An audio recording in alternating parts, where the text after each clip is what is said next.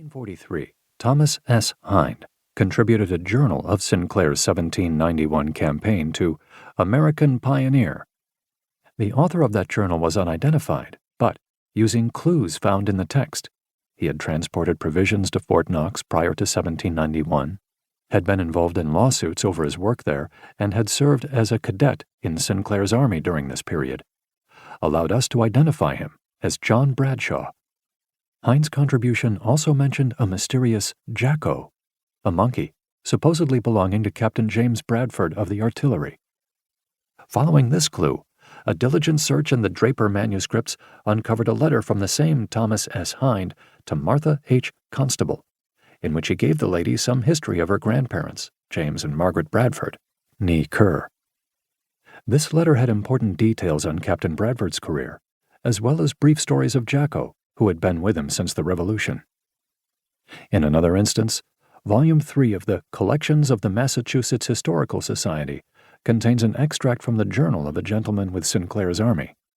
This journal, also bearing no author.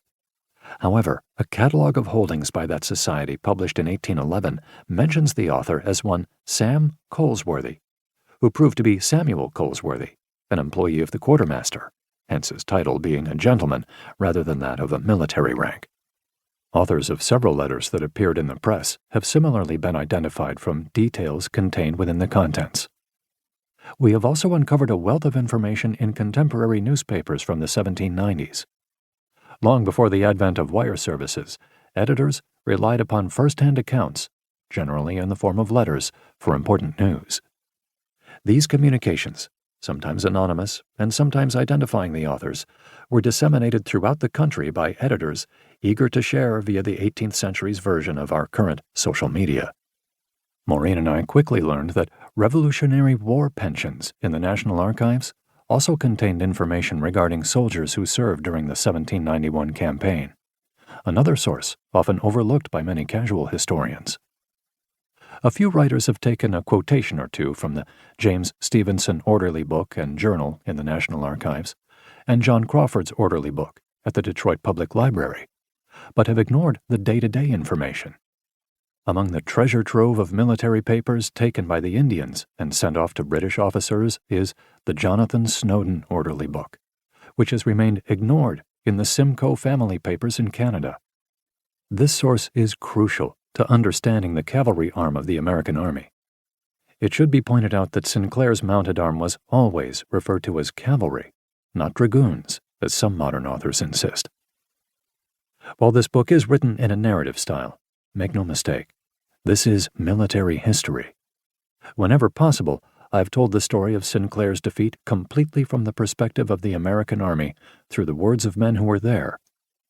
Since their opponents left no written records, the story can only be one-sided. Indigenous peoples are referred to simply as Indians. Obviously, various nations had acted against Sinclair's army, but the whites could not have identified individuals from these diverse groups if they'd been standing in a line before them. To the soldiers, there was no difference between the Cherokee, Delaware, Miami, Mingo, Ojibwe, Ottawa, Potawatomi, Shawnee, and Wyandot. From the white perspective, an Indian was simply an Indian, and they are treated that way in this narrative. Listeners interested in a more multicultural view of the campaign should consult Colin G. Calloway's The Victory with No Name, The Native American Defeat of the First American Army. Those wishing to see more context with more political overview are urged to read Wiley Sword's President Washington's Indian War, The Struggle for the Old Northwest, 1790 to 1795. Believing our title should be descriptive of the book's contents, Field of Corpses, Death of an American Army, is certainly appropriate. After no more than 3 hours of combat, Sinclair's camp, less than the size of 4 football fields laid end to end, was covered with the bodies of nearly 600 soldiers and civilians. Several additional items need to be addressed. While a few women with the Army have been identified, a definitive total remains elusive. The same goes for children, although some authors have attempted to manufacture the presence of boys with their fathers. One youth can be positively identified, the son of Captain Shaler, Joseph Shaler, Jr., who would be killed by Indians on February 11, 1792, while his father still commanded Fort